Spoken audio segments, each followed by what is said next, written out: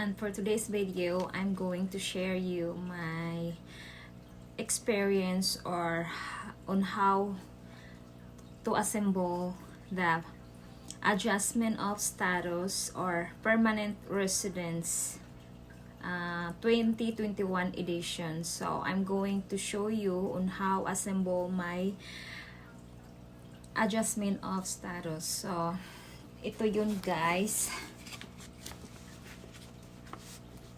It contains 5 forms. This. So,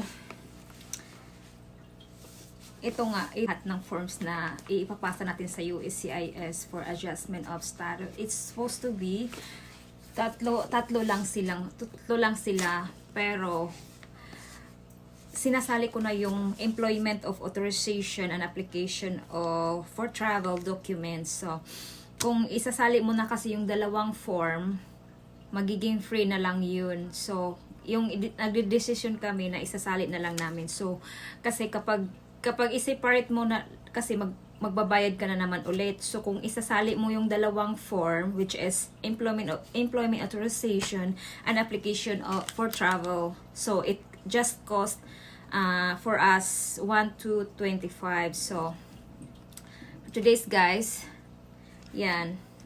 Let's get started.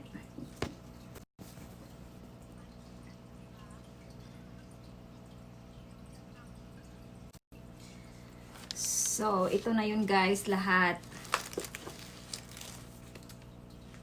5 forms po siya. So, we'll start with form 485. I mean, form I-485, which is application to register permanent residence or adjustment of status with supporting documents. So, on my case, because we're using a rapid visa on this application, so the rapid visa will prepare our forms and they will send us, and then we're just downloaded it on their site.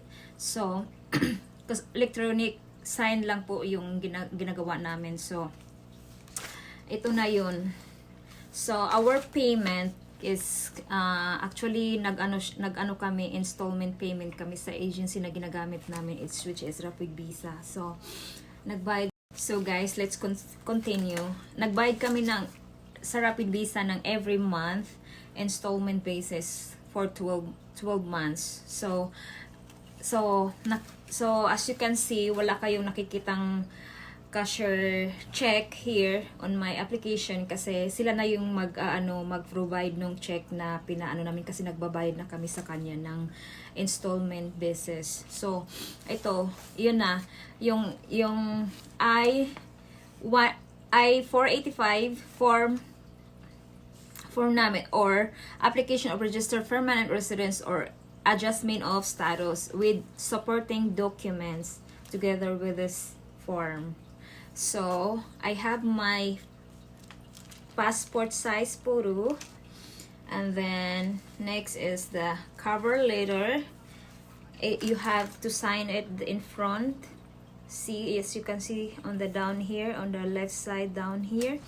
So, you must to sign it before you send it to Rapid Visa or before you send it to them. So, next is the form itself. The form itself is G1145, or the e-notification of application petition acceptance. The next form itself. Yeah. And then, it's already electronic sign kasi doon na kami nagpipill up sa website noong agency na ginagamit namin. So, pinipil upan na namin to lahat. Tsaka, ayan, yung form itself, and then plus the supporting documents, which is your passport bio page,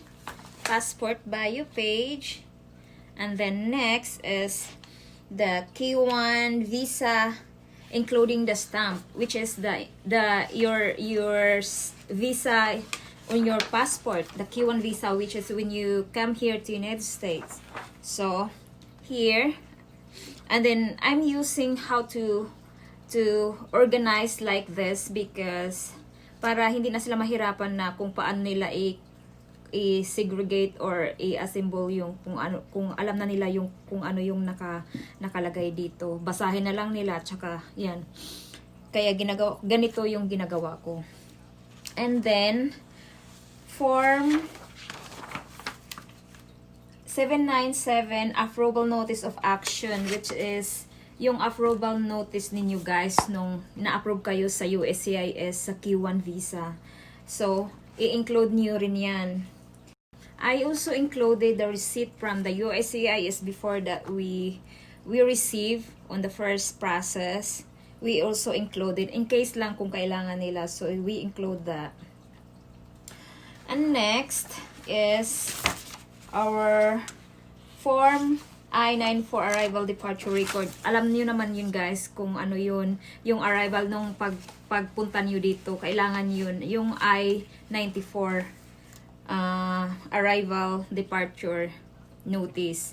So makukuha niyo yun sa website ng USCIS. Ipapalo niyo lang yung website na yun, makikita niyo yung arrival or I-94 record arrival niyo sa pagdating niyo sa airport dito sa United States. And then birth certificate.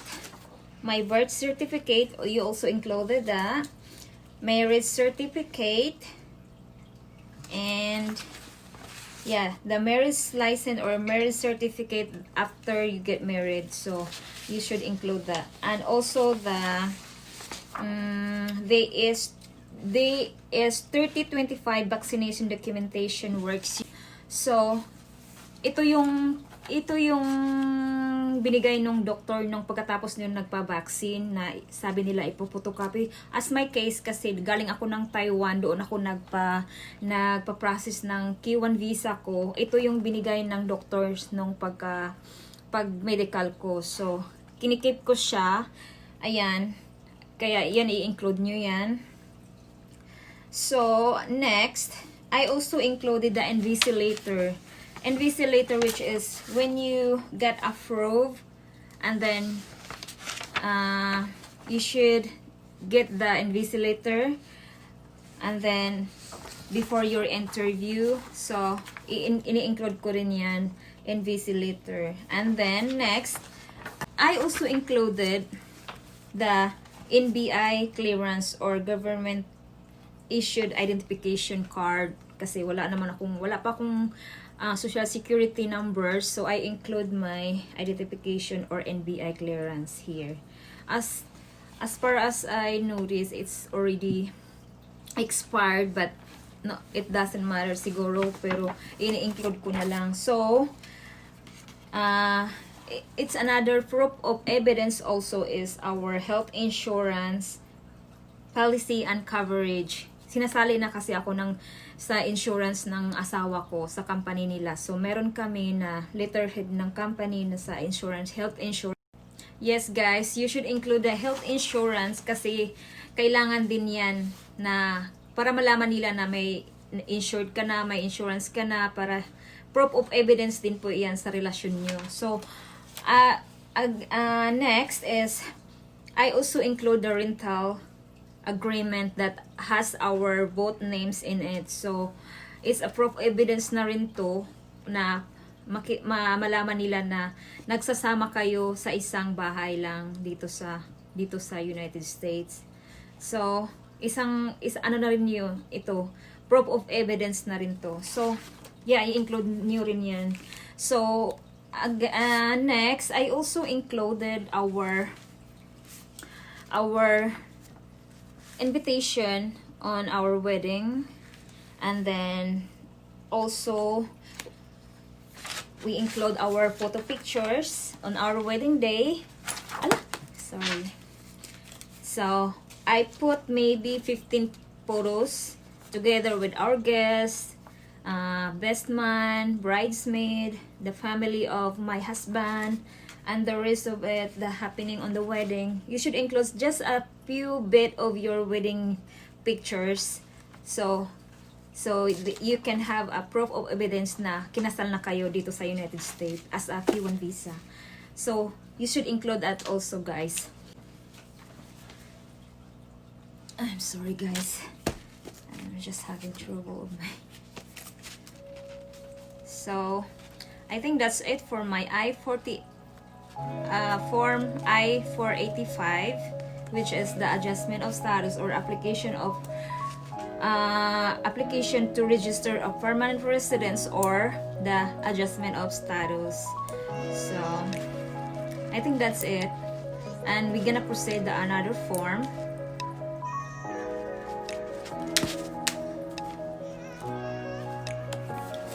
So kung nag-prepare kayo ng adjustment of status, guys, i-recommend ko sa inyo ganyan yung pagkagawin nyo para hindi na sila mahirapan maghanap kung ano yung nakalagay dito sa form na to, each form, alam mo yun, para hindi na sila magkagulo-gulo. So ang pagkalagay nito, guys, kailangan na nilagyan ko na rin yung form ng yung envelope na, ayan, permanent application to register permanent residence or adjustment of status with supporting documents. So you should put upside down para naman hindi masisira yung labels niyo. So ganito lang yun, guys. And then, hi guys, we proceed our form I-864, which affidavit of support with supporting documents. And as you can see again, the same setup. My first hide here 2x2 pictures, 2 pieces, and which is you should put name in it and at the back and the alien number. So you proceed, and then next is the form itself, I-864, and we already signed it in the form and the signature, etc., something like that. And then the form itself, and then next is the passport bio page. Next is passport bio page, and the request from Rapid Visa. They said that you should copy all the pages of your passport, including the empty pages. So I also have a photocopy in it, the rest of the pages of my passport, including the Q1 visa stamp in it inside. So you should include that. And next is I include also the form 797 notice of actions approval notice from I-129F. So this is the approval notice nung na-approve kayo sa USCIS in Q1 visa. You should include that also here in this form. And then the same thing, the form I-94 arrival notice, departure record, which is nung pagkadating nyo sa airport dito sa United States. Alam niyo na yun. Tapos next, you should include also the birth certificate. Birth certificate,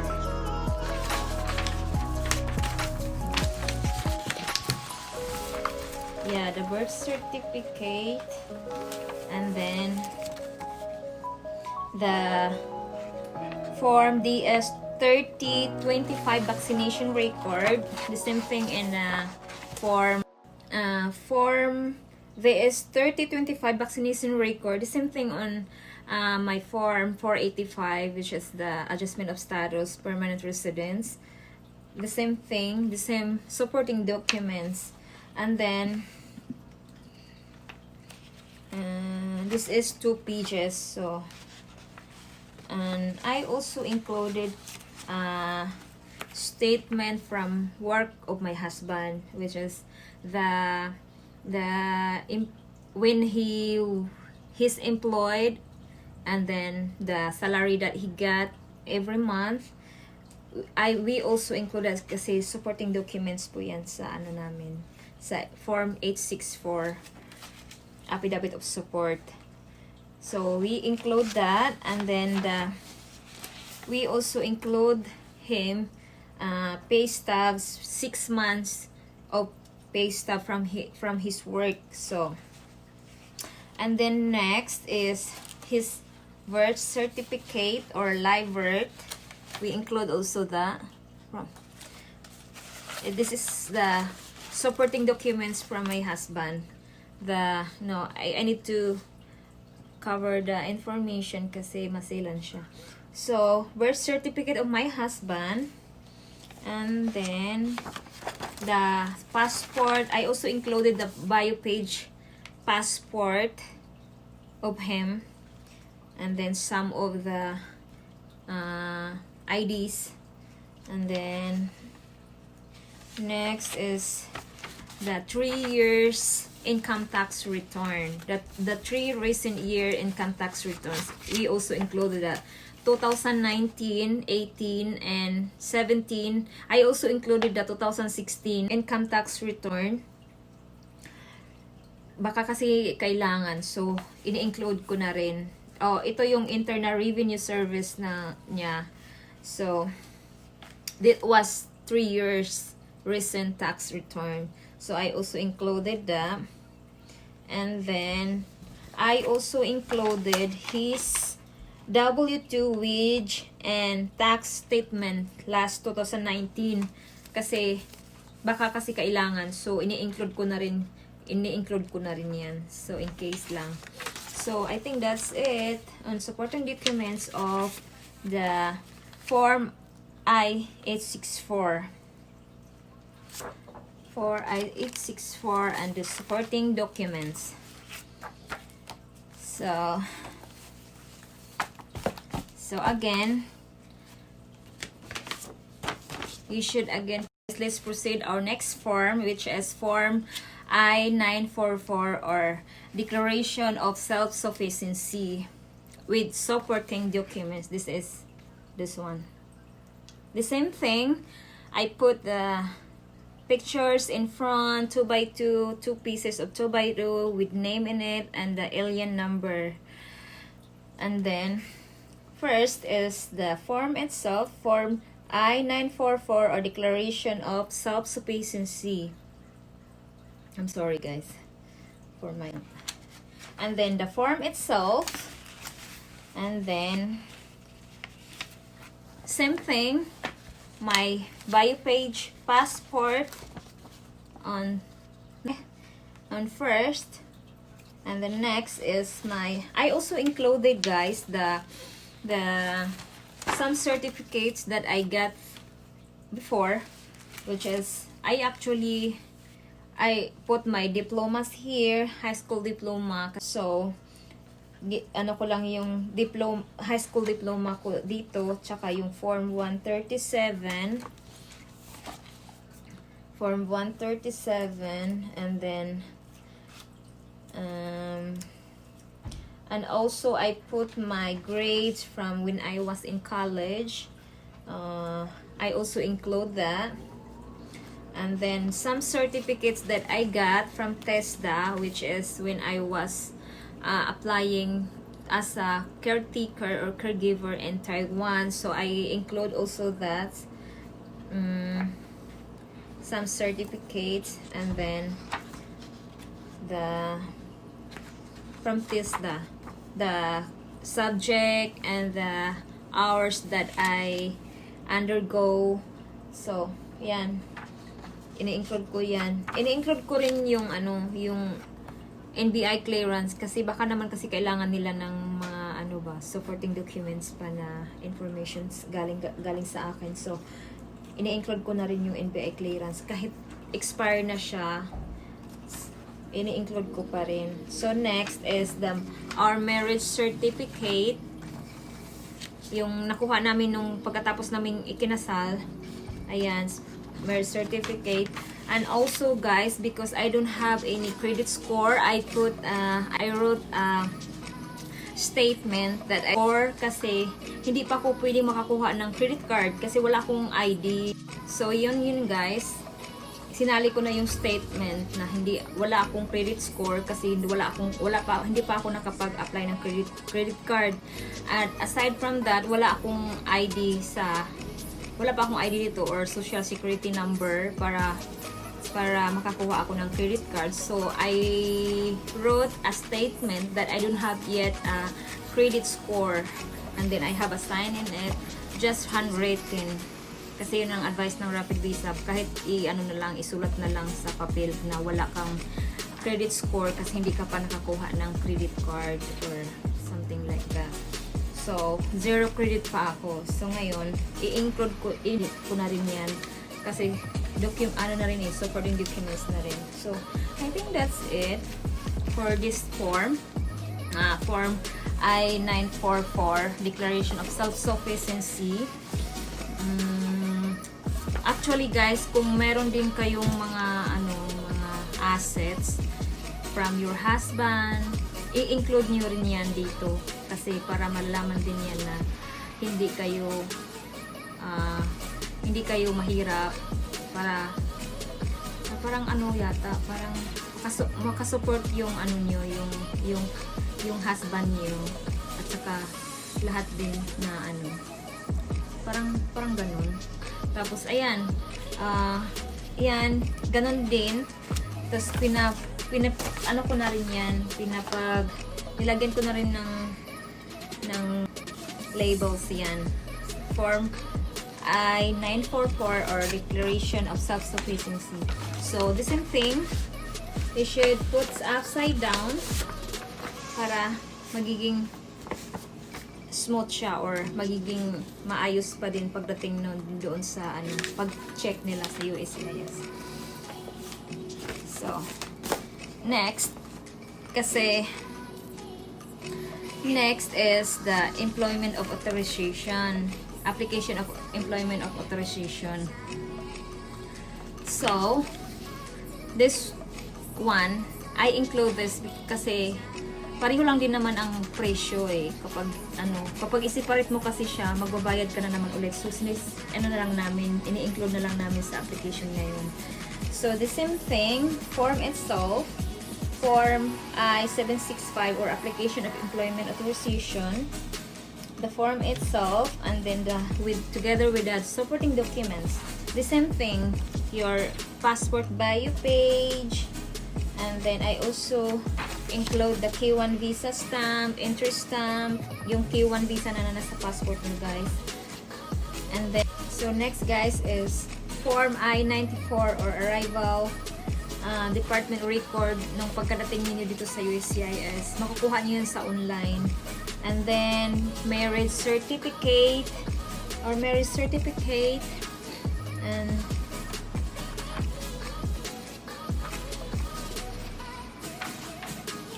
next is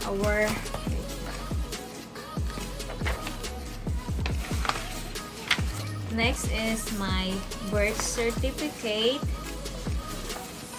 And then, next is the receipt. The receipt is form 797, notice of action. Nung receipt niyo, guys, nung na-approve kayo sa USCIS, yung first receipt ninyo. And then, next is, ini-include ko rin yan. Kahit hindi naman sinasabi, pero ini-include ko pa rin. Form I-797C, approval notice of action. Yung na-approve kayo sa USCIS as a K1 visa. Ini-include ko din yan. And then, next is NVC letter. Yung NVC letter yung na-receive niyo, guys, nung nung bago kayo mag-interview. Ito yung NVC letter.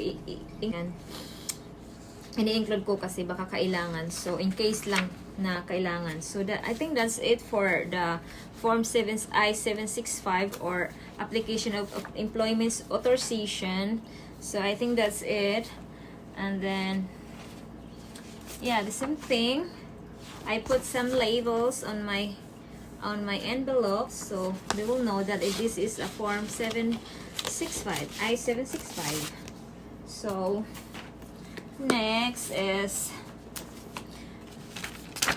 my Form I-131 or Application of Travel Documents. I need this, guys. If ever na ma-approve yung application ko, kailangan ko rin talaga to kasi gusto kong magbakasyon muna sa Pilipinas as this one, Application of Travel Document or Advance Parole. So if ever something happen for my family, something like that, kailangan ko rin to na kaya nga sinama ko na dito sa adjustment of status ko lahat ng mga forms na pwedeng i-apply, kaya para in case lang, kasi pareho lang din naman ang bayad kaya ini-include ko na rin yan. And then the form itself, the Form I-131, and then with supporting the guys, the same thing, passport bio page,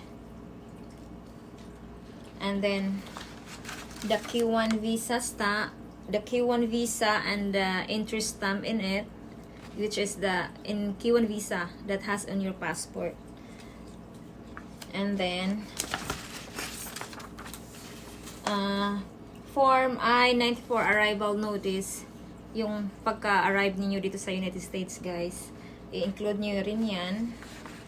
Tsaka parang pareho lang din naman sa mga forms na ko doon, yung mga supporting documents, ko lang dito. Ganun din yung supporting documents. Marriage certificate, our marriage certificate, and then my birth certificate, and then next is I also included the forms I-7 and C notice of action from our I-929F. Yung first receipt na natanggap nyo sa USCIS, guys, ini-include ko na rin. Hindi naman masyadong pero ini-include ko na lang din. And also, the approval notice from USCIS nung na-approve kayo sa K1 visa nyo. Ini-include ko din yan. Yan.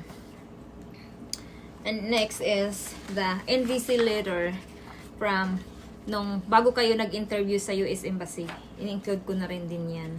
So, I think, and then the same thing, put on your envelope with label in it. So, upside down para hindi siya maging malungit or magisi. Para makita din sa USCIS na hapsay yung pagka prepare nyo sa paperwork nyo. Para madali lang para sa kanila kasi full loaded of work na rin sila. So, kailangan natin na i-organize ng maayos. So, I think that's it. Guys. And these are my forms that I need to send to USCIS, or because we use a rapid visa. Rapid visa will handle this first, and then they're gonna send it to USCIS kasi i-review pa nila to bago nila isi-send sa USCIS. Kasi we're planning na i-send namin this form this weekend or this week para mapasa na, para ma-send na namin. So, yeah, I think that's it. If you have any questions, guys, just comment down below, and then I'm willing to answer all your questions para based lang din sa mga pinagdaanan ko or na-experience ko sa Yeah, that's how I assemble my adjustment of status.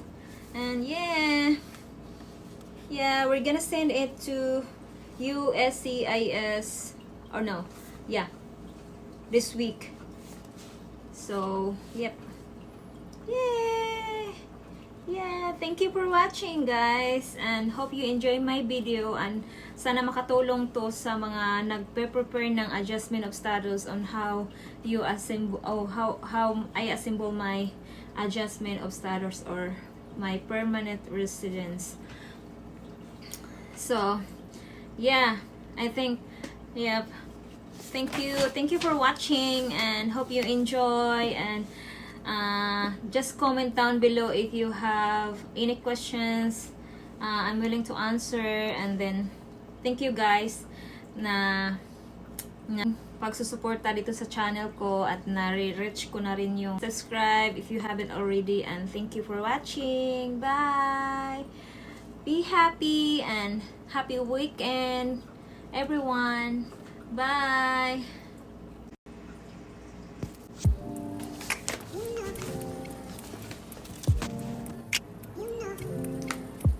By the way guys, sinasama ko pala sa isang envelope lang to para hindi sila magkakahiwalay. Kaya yan, bumili ako ng ganito. At iwan ko kung ano yung size nito, but